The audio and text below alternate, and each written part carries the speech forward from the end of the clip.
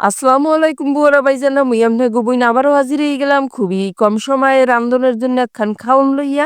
আমনের ঘরে যদি মাছ গোস্ত নাও থাহে কয়েকটা আন্ডা থাহে সেই দিয়ে আপনারা এই রেসিপি বানাই লইতে পারবেন। আর ব্যাচেলার ভাইয়েরা হ্যাগো তো কথাই নাই, খুব সোজাভাবেই এই রেসিপি আপনাকে দেখাই দিব।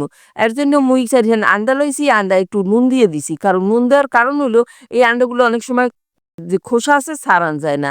হেই আপনারা খুব সহজভাবেই ছাড়াইয়া লইতে পারবেন, কোনো চামড়া চুমড়া আর উঠবে না। এখন দেখেন আন্ডাগুলো ছাড়াই লইছি আর প্যানে তেল দিয়ে দিলাম। আন্ডাগুলোর এরকম মাঝখান দিয়ে কাটিয়ে দেবেন। ব্যাস কাটা হয়ে গেল। এবার এই গরম তেলের মধ্যে উবুর হইরে দিয়ে দিলাম, কারণ উবুর হইরে দেওয়ারও একটা কিন্তু কারণ আছে। যেটা এলো উবুর হইরে দিলে এর মধ্যে যে কুসুম ভান আছে হেইখান আর বাইরেই যাবে না। আর আপনারা যদি এটা অন্যভাবে দেন হেলে কিন্তু এই কুসুম ভান বাইরেই যাইবে, আর কুসুমের লগে আর থাকবে না। এই যে দেখেন মুই এগুলারে বাইজে লইলাম, বাইজে সাইডে সরাইয়ে থুমু এখন।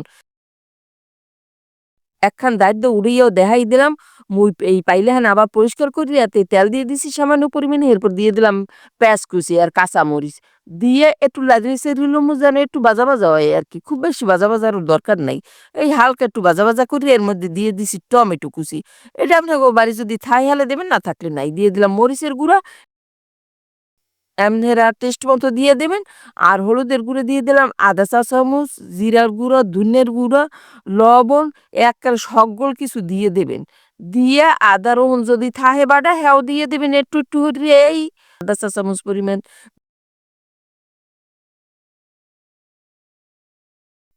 দিয়ে টিয়ে ভালোভাবে লাড়ি চেড়ে লইবেন। এরপরে এক ফোঁটা পানি দিয়ে দেবেন।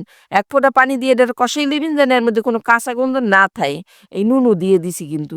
এখন ভালো মতো এই যে লাড়ি চেড়ে দেন এটার কষাই লইলাম, যখন এর উপরে একটু তেল তেল উঠে আইবে সেই অবস্থায় আন্ডাগুলোর এর মধ্যে মুই দিয়ে দিমু। এই একখান একখান আন্ডা এরকম চিটচিট করে দিয়ে দেবেন কিন্তু আন্ডাগো। এই সব আন্ডাই মোর দেওয়া হইয়া গেছে। এখন এই মসলার মধ্যে একটু উল্টাইয়ে পাল্টাইয়ে কষাইয়া লইবেন আন্ডাগুলার, হেলে খাইতে কিন্তু মজা বেশি হইবে।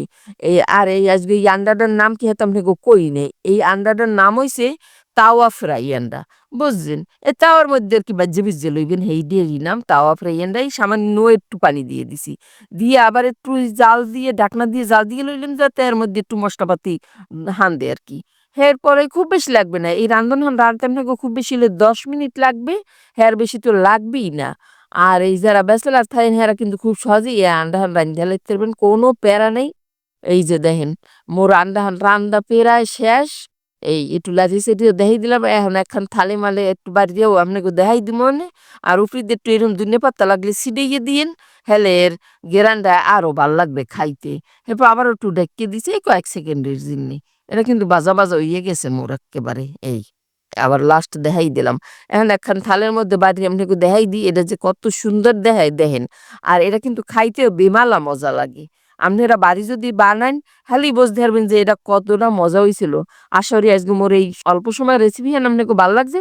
ভালো লাগলে বেশি বেশি শেয়ার করে দেবেন, বেশি বেশি ফেসবুকে ফলো করে দেবেন, আর মোর ইউটিউব চ্যানেল ওটা সাবস্ক্রাইব করে দেবেন।